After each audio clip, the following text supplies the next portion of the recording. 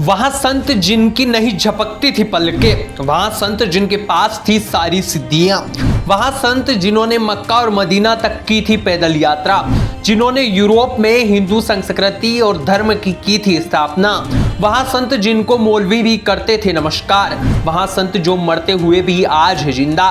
दोस्तों, भारत भूमि पर समय समय पर अनेक महात्माओं ने जन्म लिया है और उन्हीं में से एक महात्मा ने बंगाल में सन 1730 में बाबा लोकनाथ के रूप में जन्म लिया। उन्होंने हिंदू धर्म और संस्कृति के ज्ञान को प्राप्त करने के लिए सन्यासी जीवन जीने स्वीकार कर लिया। बाबा लोकनाथ का जन्म कृष्ण जन्माष्टमी के दिन हुआ था और यही कारण है कि उनके भक्तों के द्वारा भगवान कृष्ण का उन्हें अवतार माना जाता था। लेकिन ज्यादातर लोगों की मान्यताओं के अनुसार बाबा लोकनाथ को भगवान शिव का अवतार माना जाता था। दरअसल बाबा लोकनाथ जब 11 वर्ष के हुए तो उनके पिता रामनारायण ने उन्हें एक सन्यासी को सौंप दिया जो उनके गांव के पास ही नजदीक कछवा गांव में रहने लगे थे।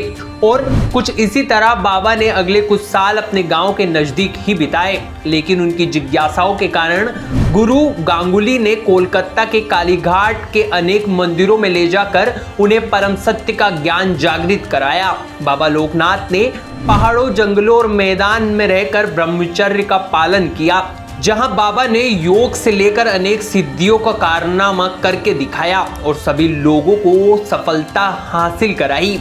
उसी के साथ बाबा लोकनाथ ने अपने गुरु को भी योग सिखाने के साथ साथ अनेक व्रतों को धारणा करना सिखाया। लेकिन उनकी इच्छा कभी कम नहीं हुई और वहां निकल पड़े हिमालय की ओर, जहां उन्होंने हिमालय में गहन तपस्या की और उनके चक्षु खोल लिए। परमात्मा तत्व की भी उन्होंने हिमालय से ही प्राप्त की। बाबा ने हिमालय में अनेक संतों को परम सत्य का ज्ञान दिया। बाबा लोकनाथ ने सनातन धर्म और योग के माध्यम से परम सत्य को प्राप्त कर लिया था। लेकिन उन्हें इस्लाम धर्म के सबसे बड़े तीर्थ मक्का मदीना तक पैदल यात्रा की और ना कि पैदल यात्रा की बल्कि उन्होंने विदेशी यात्राएं भी पैदल ही अंजाम दिया और अनेक पैदल यात्रा करके वहां विदेशों तक पहुंच गए और हिंदू संस्कृति को वहां पर फैलाया। समस्त विश्व में अपने युग और अपनी त्याग सिद्धि को पहुंचाया। कुछ किताबों के मुताबिक उन्होंने काफी संघर्ष भी किया। बाबा लोकनाथ ने खुद ही कहा था कि वहां मुसलमान हैं, लेकिन बाबा ने कभी इस्लाम धर्म को स्वीकार नहीं किया।